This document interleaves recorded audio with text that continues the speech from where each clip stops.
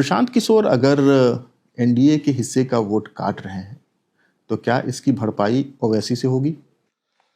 सीमांचल के एरिया में मान सकते हैं कि ओवैसी कर रहे हैं और ओवैसी आज भी वहां पे फैक्टर है। और मैं बता दूं कि देखिए, किसी भी पार्टी के लिए जब कैंडिडेट मुस्लिम से चुना जाता है तो उसका सबसे बड़ा क्वालिफिकेशन क्या होता है, आपको पता है? जी बताइए। वो सबसे बड़ा क्वालिफिकेशन ये होता है कि आपके ऊपर कितने केसेज हैं, आपने कितना मर्डर किया है, आपने कितने लोगों को धमकाया है, आपके ऊपर कितनी एफआईआर दर्ज है। आप पूरे इतिहास को निकाल लीजिए।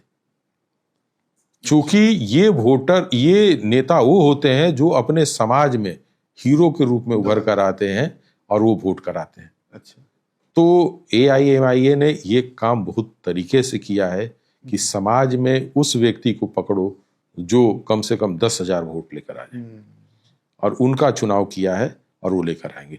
कोई पार्टी भी चुनती है तो कभी आप नहीं देखिएगा कि उनके क्वालिफिकेशन के रूप में चुन कर आए। अच्छा। अब्दुल कलाम एक उदाहरण हो सकते हैं, अपवाद हो सकते हैं। हाँ, अपवाद हो सकते हैं, अपवाद के रूप में एक उदाहरण हो सकते हैं कि आप हमको काटने के लिए करेंगे, लेकिन यदि ओवरऑल को देखेंगे तो उनके वही होता है सिलेक्शन का तरीका। ओवैसी सीमांचल में एमओआई समीकरण में सेंध लगा सकते हैं 200%। और पिछले कुछ चुनावों में देखा जाए तो सीमांचल का इलाका काफी क्रिटिकल रहा है गवर्नमेंट बनाने के लिहाज से। 2015 में जो महागठबंधन बनी थी जेडीयू और आरजेडी की, सीमांचल में उनकी बढ़त उनको सरकार बनवाने में मदद करती है। 2020 में ओवैसी फैक्टर की वजह से वहाँ पर महागठबंधन की सीटें कम होती है, जेडीयू और बीजेपी वहाँ से सीटें निकालती है, 5 सीटें ओवैसी की भी आती है, सरकार बनती है एनडीए की।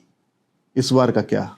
अब जैसे नरकटियागंज है सीट, जी, किशनगंज का ही ले लेते हैं, अब वहां का क्यों जाए। किशनगंज आप जानते हैं मुस्लिम बहुल क्षेत्र है, जहां पे 60% तक मुसलमान हो, वहां पर मेरा अपना मानना है कि आरजेडी की सीट फंसी हुई है।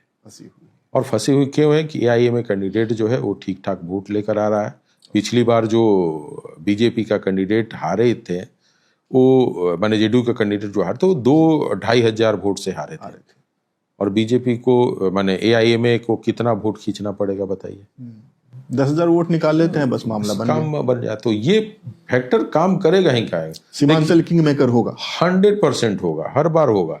अब जैसे सेकेंड फेज में जो जहां पे वोट होने जा रहा है तो उसमें से रोहतास है, बक्सर है, बक्सर में 4 की 4 सीट हारे हुए हैं आप। इस बार जो हम लोगों के समीक्षा में लग रहा है कि हो सकता है कि वहां पे 2 सीट भी इस बार ये ले याद है। सीटों पे चूंकि चुनाव की प्रक्रिया चल रही है उसमें नहीं करना चाहिए, लेकिन आंकड़े के हिसाब से ये लगता है कि वहां पे इस तरह के बदलाव आएंगे। उसी तरह से रोहतास और कैमूर जिले में भी बीजेपी की उपस्थिति इस बार ठीक ठाक दिख रही है।